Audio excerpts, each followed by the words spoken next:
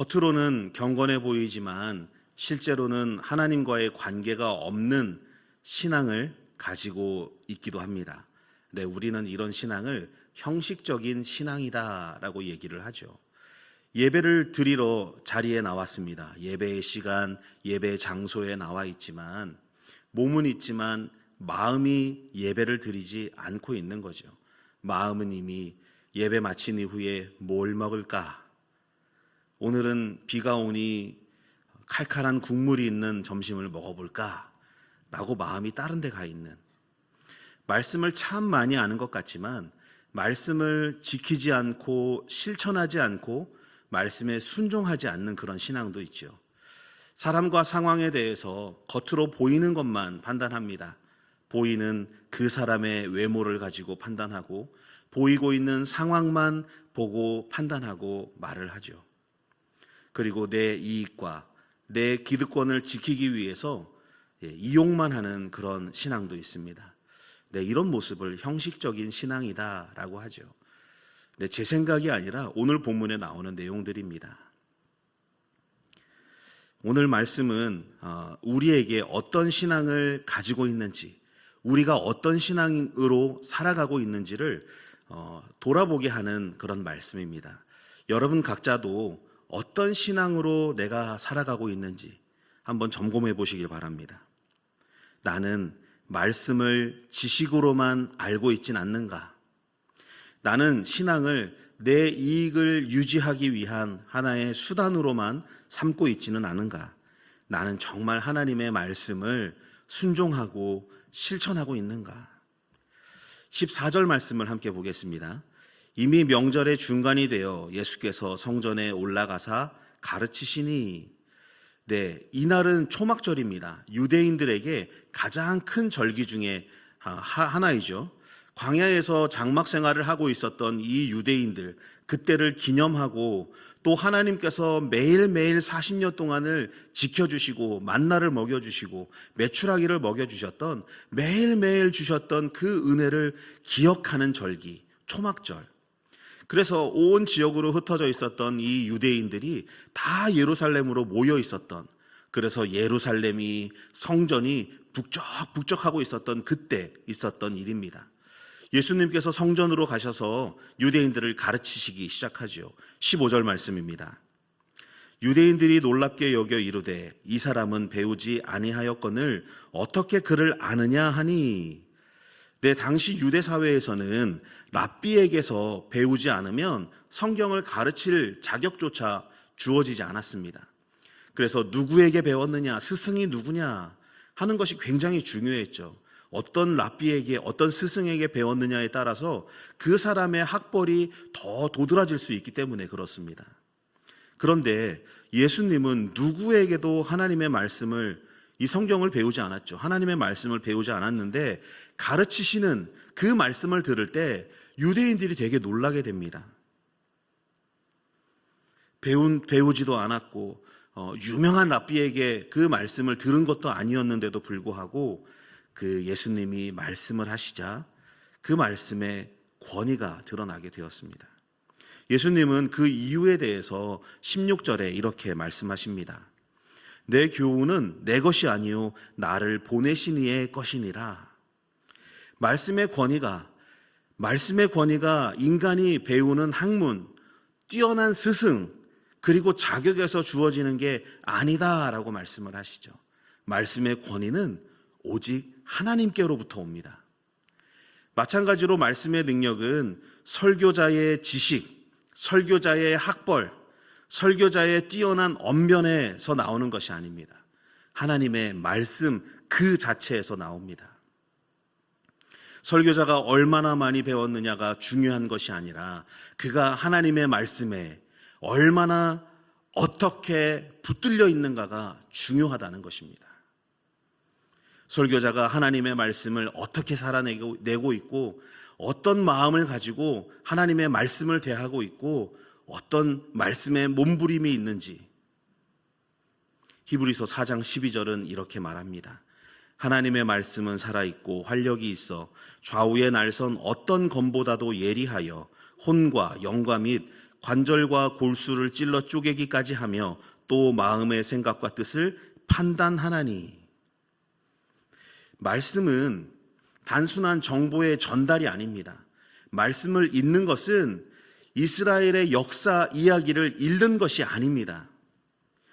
재미있는 인물의 이야기를 들려주는 게 아닙니다. 정보의 전달 위한 것도 아니고 역사 공부를 위한 것도 아닙니다. 말씀은 우리의 마음과 영혼, 우리의 육신까지도 대수술로 변화시키는 능력이 있습니다. 좌우의 날선 어떤 검보다도 예리하여서 혼과 영 뿐만 아니라 관절과 골수, 오장, 육부까지 찔러 쪼개고 도려내어 우리를 수술하시는, 변화시키시는, 더 나아가 마음의 생각과 그 뜻까지 판단하시는 하나님의 말씀의 능력이 그 안에 있다는 것입니다. 전하는 누군가가 뛰어나고 대단한 것이 아닌 하나님의 말씀 자체. 우리는 말씀을 단순히 지식으로 아는 데에서 멈추지 말고 성령 안에서 말씀의 능력을 경험해야 합니다. 17절 말씀입니다. 사람이 하나님의 뜻을 행하려 하면 이 교훈이 하나님께로부터 왔는지 내가 스스로 말함인지 알리라. 예수님의 가르침을 깨닫는 길은 단순히 많이 배우는 것이 아닙니다. 예수님 말씀이 어떤 말씀인지를 많이 배우고 많이 읽는다 해서 다 깨달아지는 게 아니라는 겁니다. 이 말씀을 가지고 들은 것, 읽은, 묵상한 이 말씀을 가지고 내가 어떻게 해서든 이 말씀으로 살아내려는 순종, 발버둥, 몸부림 그 안에 있을 때에 언젠가 때가 되었을 때 쿵! 딱! 아하 그렇구나! 깨달아지는 하나님의 말씀. 듣는다 그래서 우리가 다 알 수 없죠. 보았다 그래서 다 환하게 밝히 하나님의 그 비밀을, 하늘의 비밀을 우리가 다 알 수 없습니다. 그러나 들려진 말씀, 읽은 말씀, 묵상한 말씀을 지키고 살아내고 기억하여 어떤 말씀인지를 내가 살기 원하여 발버둥치고 몸부림치고 기도할 때 하나님의 뜻이 어떻게 아하 그렇구나 라고 깨달아지는 것. 쉽게 말씀드리면 말씀의 순종, 말씀대로 살아내려는 그 결단과 몸부림 속에 하나님의 뜻이 깨달아진다는 겁니다. 들었다고 끝. 예배 나왔다고 앉아 있었다고 무슨 말씀인지 하나도 기억 안 나는데 앉아 있던 것만으로 만족하고 돌아가는 삶이 아닌 주시는 말씀이 무엇인지, 하나님 나에게 어떤 말씀을 주실지 그 말씀을 통하여 내 혼과 영과 및 관절과 골수가 찔러 쪼개지는 그 능력의 말씀이 들려짐으로 인하여 내가 변화되는, 말씀으로 나를 대수술시키시는 성령의 능력을 통해서 경험되어지는 그 은혜가 말씀을 간절히 구하는 자에게, 이 말씀을 어떻게 해서든지 기억하여 살아내려는 자에게 깨닫게 하신다는 하나님의 은혜가 있습니다. 말씀을 깨닫는 데 있어서 중요한 것은 머리의 지식이 아니고 마음의 태도, 결단, 발버둥치고 몸부림치고 살아내기 어려운데도 불구하고 그 말씀을 살아내려는 그 자세에 있습니다. 아무리 말씀을 많이 알고 있고 아무리 말씀을 많이 들었어도 그 말씀은 지식으로밖에 남지 않습니다. 형식적인 신앙과 진짜 신앙의 차이가 여기서 나타나죠. 형식적인 신앙은 성경, 말씀 많이 압니다. 그러나 순종, 실천이 없습니다. 그런데 진짜 신앙은 스스로를 참 부족하다 생각하지만 하나님의 뜻대로 행하려는 마음으로 말씀에 순종하려 하고 또 말씀대로 살려고 몸부림칩니다. 네, 말씀대로 살기 힘들죠. 어떻게 살겠습니까? 거짓말하지 마라.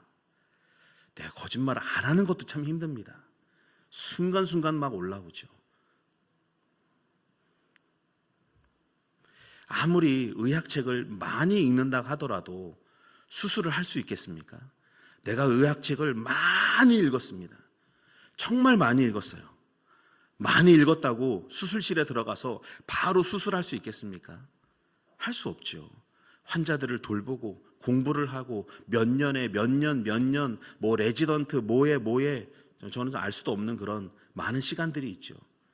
네, 오랜 시간 동안 오랜 원어로 된 그림을 그려가며 사진을 찍어가며 시신을 해부해가며 보고 듣고 계속해서 경험하고 환자들을 돌보고 교수에게 배우고 오랜 시간을 걸쳐서 수술할 수 있는 자격이 주어지죠. 말씀도 마찬가지입니다. 말씀을 들었다고 내가 성경을 안다고 변화되지 않습니다.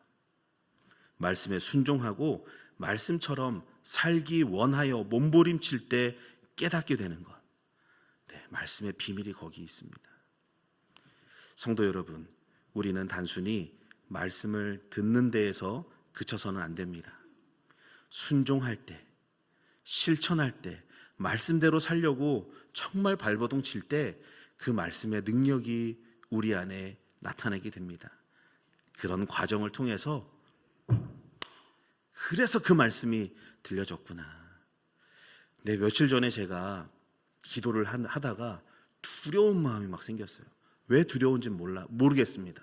너무 두렵고 너무 두려운 마음에 기도를 하는데 하나님 저한테 야 창영아, 야 김 목사야, 그때는 두려워하는 게 아니라 그때는 내 말씀을 내가 너에게 했던 말씀을 기억하고 어디를 펴고 그 말씀이 이런 의미로 너에게 주신 거고 이런 얘기 하지 않으세요. 두려워하지 말고 믿기만 하라. 짧은 말씀을 저에게 주십니다. 회당장 야이로가 딸이 아플 때 예수님을 모시고 예수님 가시죠. 내 딸이 죽어가고 있습니다. 막 예수님과 갑니다. 예수님이 집에 도착하면 내 딸이 살겠지. 그러나 중간에 집으로부터 온 하인들을 만나서 딸이 죽었습니다 라는 소식을 듣게 됩니다. 지금까지는 야이로가 예수님을 모시고 가는 입장이었지만 그 소식을 옆에서 듣던 예수님은 이제 말씀하십니다. 야이로야, 두려워 말고 믿기만 하라. 전세의 역전, 이제는 야이로의 인생, 예수님이 끌고 가는 인생이 되었죠. 두려워 말고 믿기만 하라. 가자.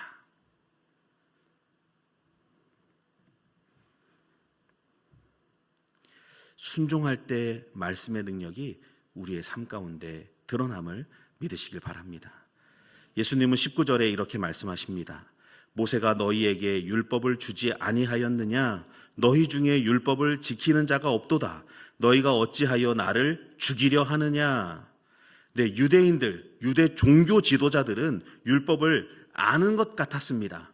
네, 알고 있었습니다. 너무 잘 알고 있었습니다. 너무 잘 알고 있었는데 지키지 않았습니다. 오히려 율법을 유대인들을 다스리고 통제하는 데 사용을 했고 권력의 수단으로 기득권을 지키는 것으로 삼았습니다. 예수님이 안식일에 38년 된 병자를 고쳤습니다. 그래서 이 유대 종교 지도자들은 왜 안식일을 어겼느냐, 왜 안식일에 사람을 고쳤느냐라고 말합니다. 문제 삼고 있는 것이죠. 할례는 아브라함 때부터 있어 왔던 하나님의 약속입니다. 남자 아기가 태어난 지 8일 만에 할례를 해야 된다. 이 율법의 규례를 지켜야 됩니다. 반드시. 그런데 아이가 태어났을 때 8일 되는 날이 안식일일 때도 있죠. 안식일을 모두 비켜서 태어날 수는 없습니다. 그런데 8일째 되는 날이 안식일일지라도 하나님의 언약, 말씀이 우선이었기 때문에 할례를 할 수밖에 없었습니다. 생명의 언약을 지키기 위해 안식일 규례보다 더 본질적인 하나님의 뜻, 하나님의 말씀을 따랐기 때문에 그렇죠. 예수님께서 그래서 이렇게 말씀하십니다. 23절 말씀, 모세의 율법을 범하지 아니하려고 사람이 안식일에도 할례를 받는 일이 있거든 내가 안식일에 사람의 전신을 건전하게 한 것으로 너희가 내게 노여워하느냐. 네, 이 말씀은 너희가 안식일에도 할례를 행하지 않느냐. 그런데 내가 안식일에 그 사람을 온전하게 치료한 것이 왜 문제가 되느냐, 왜 정죄하느냐라고 말씀하시는 거죠. 유대인들은 빈 껍데기, 형식만 붙들고 본질을 놓치고 있었습니다. 어쩌면 교회 안에도 이런 일이 생길 수 있습니다. 예배의 형식을 지키지만 마음이 없고 습관적으로 나와 있는 마음만 남을 수 있습니다.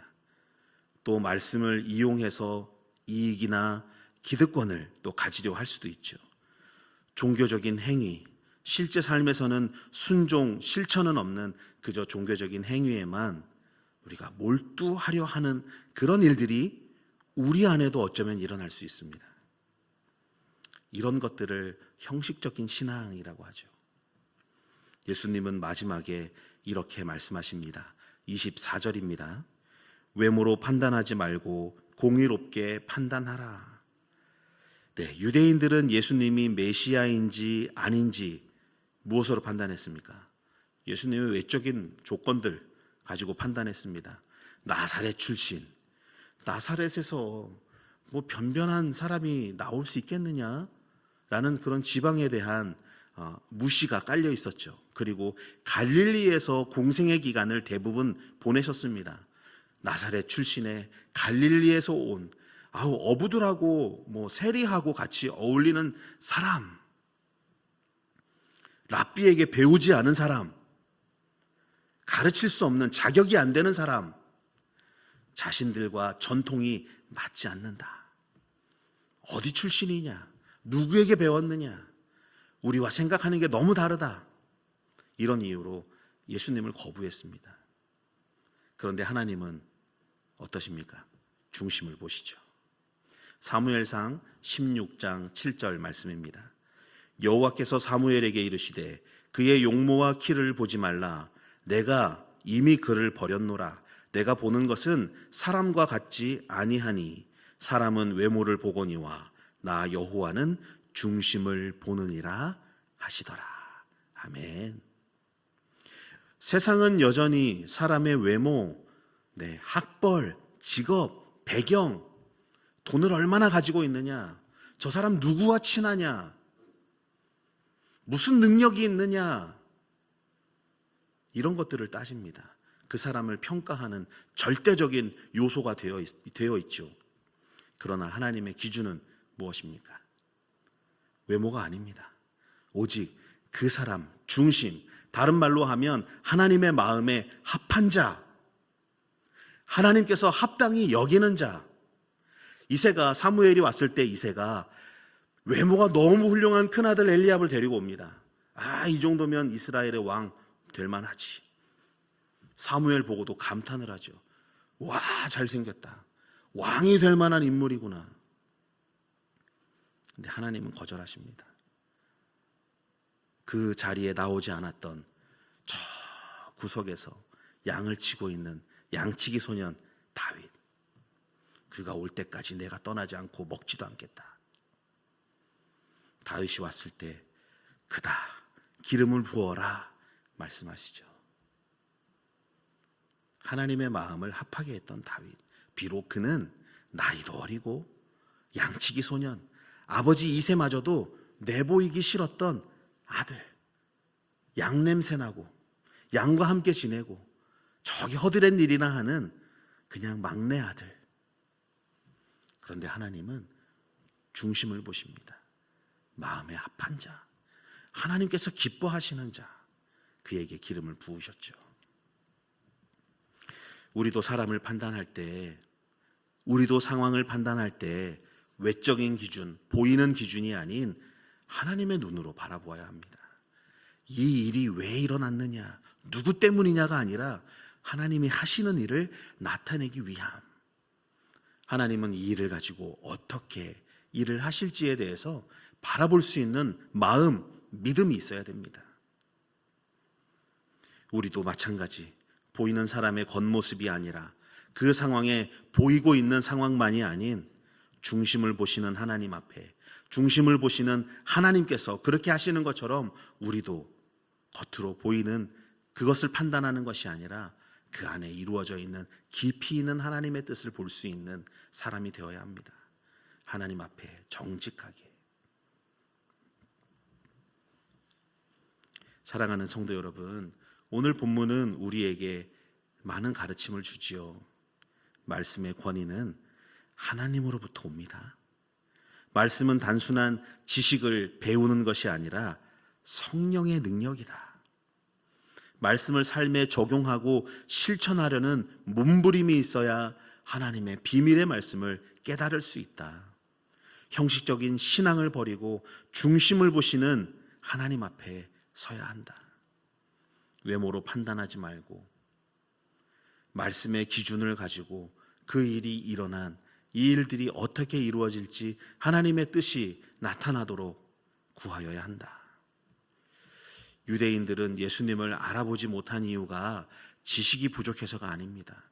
하나님의 뜻을 행하려는 마음이 없었기 때문에 그렇습니다. 그토록 기다려오던 예수님, 그 메시아가 눈앞에 있는데도 불구하고 그를 죽이려 하는 유대인들. 아무리 말씀을 많이 알고 있어도 율법에 능통한 종교 지도자들이라고 할지라도 순종하지 않으면 형식적인 신앙에 머무를 수밖에 없습니다. 내 이익과 기득권을 지키기 위해서. 그러나 말씀 앞에 겸손히 순종할 때 우리는 진짜 신앙인이 될 수 있습니다. 오늘 말씀 앞에서 우리 각자의 삶을 한번 돌아봅시다. 나는 말씀을 지식으로만 알고 있진 않은가? 내가 말씀을 참 하나님의 말씀이라 믿고 있는가? 내 신앙을 내 이익이나 기득권을 유지하기 위한 수단으로만 사용하고 있지는 않은가? 외모와 조건이 아닌 중심을 보고 있는가? 하나님의 마음을, 하나님의 눈을 가지고 보고 있는가? 판단하고 있는가? 사랑하는 천안천송교회 성도 여러분, 오늘 이 말씀을 우리 참 마음속에 깊이 새기고 혹시 내 삶을 돌아봤을 때 난 형식적인 신앙에서 이런 부분들에서 머무르고 있었구나 하는 것들이 있다면 우리 거기에서 벗어납시다. 그리고 진짜 신앙, 말씀을 듣고 믿고 순종하고 실천하려는 참 어렵고 안 되지만 그 몸부림을 가지고 살아가시길 부탁드립니다. 오늘 하루, 또 내일, 또 나에게 주어진 인생의 모든 여정 속에서 하나님의 말씀으로 나를 변화시키시고 나를 하나님의 뜻에 사용하시도록 이끌어 가시고 인도하시는 그 하나님의 마음에 합당한 자로 하나님 기쁘게 여기시는 우리 성도님들 되시길 주님의 이름으로 축원합니다. 말씀의 순종, 말씀을 지키기 위한 몸부림, 그 몸부림으로 하나님의 말씀에 깊이 있게 깨달으시고 살아가시는 우리 성도님들 되시길 주님의 이름으로 축원합니다.